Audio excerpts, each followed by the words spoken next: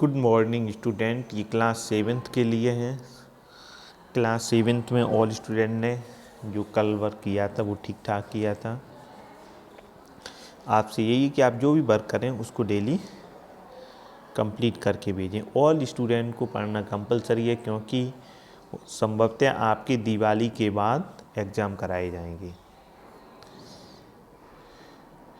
आज का जो चैप्टर है हमारा चैप्टर नंबर 7 समय नियोजन।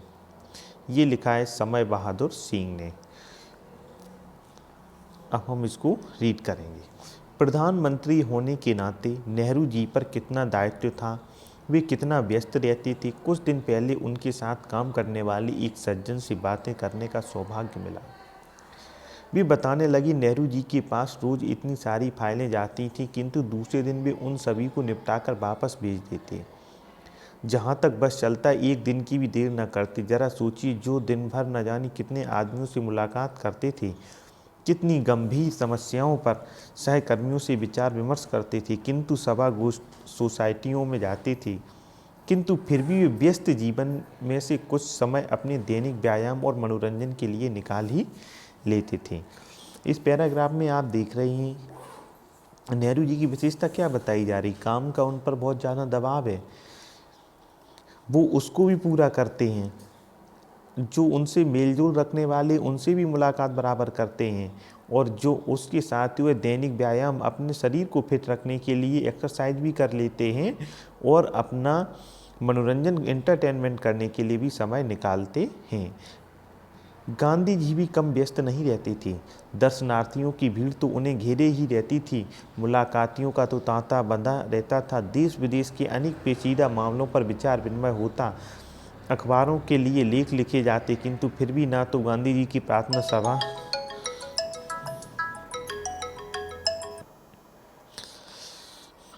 विचार विनिमय होता। अखबारों के लिए लेख लिखे जाते, किंतु घर भी ना तो गांधी जी की प्रार्थना सभा के समय में हेर फेर होता, और न उनके प्रातः भ्रमण में ही बाधा आती थी। यही नहीं, दुनिया के कोने कोने से भेजे गए पत्रों का जवाब भी वह अक्सर हाथ से ही लिख कर देते थे। गांधी और नेहरू दोनों का जीवन प्रमाणित करता है कि यदि हम अपना समय सोच समझकर विभाजित कर लें, तो फिर उस दृढ़ता से आचरण करें, तो अपने निश्चित व्यवसाय के अतिरिक्त भी अन्य अनेक कार्यों के लिए हमें पर्याप्त समय मिलता रहेगा। समय की कमी की शिकायत फिर कभी नहीं रहेगी। हाँ, इसके लिए हमें सतत सचेत और जागरूक अवश्य रहना पड़ेगा।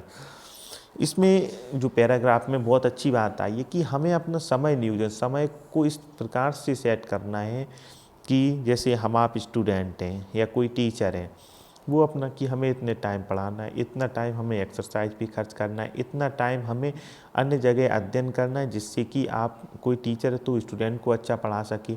और स्टूडेंट का वर्क क्या है कि वह अच्छे से अपने कार्य को कंप्लीट करे, अपने घर वालों के वर्क में भी सहयोग करे, किसी से भी बोले हमेशा अच्छी तरीके से बातचीत करे, अपने सरल शब्दों में, और बहुत ही मीठी वाणी बोले। तो ये सारी चीज़ें क्या, ये उस व्यक्ति के जो व्यक्ति का अस्तित्व होता है उसमें निखार लाती हैं। जो उस व्यक्ति का व्यक्तित्व होगा, जब उसमें निखर के आएगा, जब उसका जो एक अस्तित्व किससे होता है, क्योंकि उसके एक प्रभाव होता है, वह प्रभाव निखर के आना चाहिए कि ये व्यक्ति बहुत ही अच्छा है। समय विभाजन के किसी ने ठीक ही कहा है कि समय धन के समान है, अतः सावधानी और सतर्कता से हम अपने धन का हिसाब तो रखें, पर समय के हिसाब से थोड़ी ज़्यादा ही सावधानी बरतें। कारण धन तो आता जाता रहता है, किंतु गया समय फिर वापस नहीं आता है। समय का बजट बनाना जिसने सीख लिया, उसने जीने की कला सीख ली है, सुख और समृद्धि के भंडार की कुंजी प्राप्त कर ली है। तभी कहा गया है कि है समय नदी की वह धारा, जिसमें सब बह जाया करते हैं, वो लोग दूसरे होते हैं जो इतिहास बनाया करते हैं। इसमें सीधा कहा गया कि समय का जो मैनेजमेंट अच्छा कर लेगा वह आगे बढ़ेगा। अभी क्या है, अभी कुछ स्टूडेंट कहते हैं कि सर घर पे काम है। आप घर का काम भी कर सकते हो, आप पढ़ भी सकते हो, और भी आप अपने खेल कूद में भी समय निकाल सकते हो। सिर्फ क्या होना चाहिए? मैनेजमेंट। मैनेजमेंट में क्या है, आप क्रिकेट खेलने गए, आपने सोचा कि डेली मुझे 2 आवर्स खेलने हैं, अब पता चल रहा है कि आप 4 to 5 आवर्स बाद घर लौट कर आ रही हैं, तो इससे क्या है, पूरा टाइम टेबल बिगड़ जाएगा, आपके खाने पीने का टाइम बिगड़ जाएगा, स्वास्थ्य पर भी प्रभाव पड़ेगा। समय विभाजन के अनुसार काम करने पर हम देखेंगे कि हमारे जीवन की व्यस्तता के बीच भी कितनी निश्चितता आ जाती है। सभी काम सुचारू रूप से निश्चित समय पर अनायास होते चलते हैं। कसरत के लिए समय निकल ही आता है, आध्यात्मिक मनन चिंतन के लिए भी और पठन पाठन के लिए। यही नहीं, अपने व्यवसाय में भी हम पहले से कहीं अधिक कुशल, कहीं अधिक सक्षम बन जाते हैं। सारी उतावली, सारी परेशानी न जाने कहाँ काफूर हो जाती, काफूर मतलब गायब हो जाती है, भाग जाती है। हम जीवन में क्या चाहते हैं? सुख, समृद्धि और शांति। यही ना, किंतु ये चीज़ें तभी मिल सकती हैं जब हम इनको पाने का निरंतर प्रयास करते चलें। यदि हम व्यायाम के लिए, चिंतन के लिए, अध्ययन के लिए समय नहीं निकाल पाएंगे तो हमारा तन मन कैसे स्वस्थ और सबल बनेगा? सबल मीन्स होता है मजबूत। विषम परिस्थितियों में भी हमें अपना संतुलन कैसे बनाए रख सकेंगे? अतः जीवन को सही अर्थों में सफल बनाने के लिए यह आवश्यक कि हम इन सभी को साधना में रोज़ कुछ न कुछ समय लगाएं, और यह तभी संभव हो सकेगा जब हम अपने समय का ठीक विभाजन कर लें, रोज़ उसका लेखा जोखा करते रहें। वस्तुतः जो समय की कद्र करना सीख गया वह सफलता का रहस्य समझ गया है। हम अपने सुख और समृद्धि के लिए अपना समय विभाजन जितना शीघ्र कर लें उतना ही अच्छा होगा, क्योंकि मनीषी ने यह चेतावनी पहले ही दे रखी कि समय और लहरें किसी की प्रतीक्षा में खड़ी नहीं रहती हैं। मान के इसमें सबसे पूरा निचोड़ निकल के ये आता है कि समय को बर्बाद नहीं करना है। जो समय है उसका हर काम को इंजॉयमेंट करते हुए ही आप सफल हो सकते हैं। आप अगर बोझिल होके भी वर्क करेंगे तब भी नहीं। आपने कहा 2 घंटे मुझे अच्छे से पढ़ना है, रीड करना है, तो आप रीड करिए। तो उसमें आप जो समय सीखेंगे, उस समय सीखेंगे तो वो आपके लिए बहुत ही फायदेमंद रहेगा। जैसे हम ही यहाँ से हमने वीडियो अपलोड किया, आपके लिए वो वर्क कितना है? तो 1.5-2 घंटे का शेयर, तो उसमें 2 घंटे निकालना कोई बड़ी बात नहीं है। जैसे अभी कुछ स्टूडेंट्स ये कह रहे थे कि सर हम ट्यूशन पढ़ते हैं, चलिए आप ट्यूशन पढ़िए, मुझे कोई प्रॉब्लम नहीं है। ट्यूशन में क्या आपको जो ये सब्जेक्ट आपकी उम्र के हिसाब से जो एक चरणबद्ध तरीके से आप पढ़ते हुए आए हैं, क्या वो सारी चीज़ें आपको कराई जा रही हैं? वहाँ पे क्या आपको हिंदी की पढ़ा देंगे, मैथ की पढ़ा देंगे? कहीं कहीं तो हमने किसी स्टूडेंट को देखा है कि एक साथ मैथ पढ़ रहे हैं, उसमें 6 का भी बैठा है, 7 का भी बैठा है, 8 का भी बैठा है, कोई 3-2 का भी आके बैठ गया। तो इस प्रकार से आप नहीं पढ़ सकते। कृपया आप अपने ये पूरा जो स्कूल का वर्क है उसको फोकस कीजिए, वह आपकी ट्यूशन से अधिक देगा।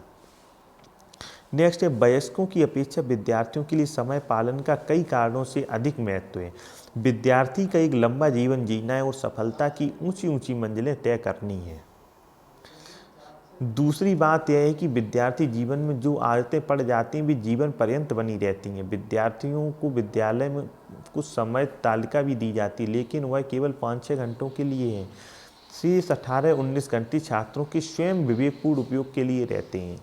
यदि विद्यार्थी इन 18-19 घंटों की अच्छे से कार्यतालिका बना लें तो निश्चय ही ऐसा करने वाले विद्यार्थी न केवल परीक्षा में अच्छे अंक से उत्तीर्ण होंगे, बल्कि सामाजिक, साहित्यिक, सांस्कृतिक आदि कार्यक्रम, खेलकूद, व्यायाम आदि के लिए पर्याप्त समय निकाल सकेंगे। समय तालिका बनाने के लिए उनको दृढ़ता और निष्ठा के साथ पालन करना भी आवश्यक है। निर्धारित समय पर निश्चित काम करने में हमें जीवन में सफलता मिलती है। ये आपका रीड करने के लिए था। पेचीदा मीन्स होता है उलझा हुआ, कॉम्प्लिकेटेड। प्रमाणित मीन्स होता है सिद्ध। सतत मीन्स होता है निरंतर, लगातार। सचेत मीन्स होता है प्रयत्नशील, टू मेक एफर्ट। सतर्कता, सावधानी, कॉशंस। प्रॉपर, अनावास, अचानक, काफूर, गायब हो जाना। विषम, कठिन, मनीषी, ज्ञानी, जीवन पर्यंत, जीवन भर। विवेकपूर्ण, बुद्धि, सांस्कृतिक, संस्कृति से जुड़ा हुआ। एक विद्यार्थी के जीवन में क्या होना चाहिए? आपने जैसे एक श्लोक सुना होगा, काक चेष्टा बको ध्यानम स्वानि निद्रा तथैव चा अल्पाहारी गृह त्यागी विद्यार्थी पंच लक्षणा। इसका अर्थ अभी बता देते हैं, चलिए बात में नहीं। काक चेष्टा मतलब आपकी जो चेष्टा है कोए जैसी होनी चाहिए, क्रो जैसी, कि आपको जो कार्य करना है वो करना ही है। काक चेष्टा वको ध्यानम, वको मीन्स होता है बगुला, बगुले जैसा आपका क्या होना चाहिए?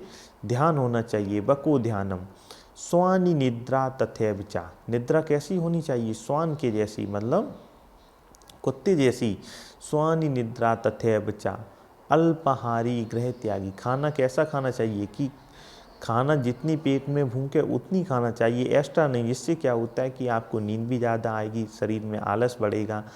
स्वानि निद्रा तथैव चा अल्पाहारी गृह त्यागी, मतलब विद्यार्थी को गृह त्याग देना चाहिए। गृह त्यागने का मतलब ये नहीं है कि आप घर पे कहें कि नहीं अब हम घर छोड़ के जा रहे। यहाँ पे गृह त्याग का मतलब है कि आपको एकांत शांत जगह पर बैठ के रीड करना है, अध्ययन करना है, स्टडी करनी है। गृह त्यागी विद्यार्थी पंच लक्षणा, ये एक अच्छे विद्यार्थी में 5 लक्षण होंगे तभी वह अच्छा विद्यार्थी बनेगा। क्या है?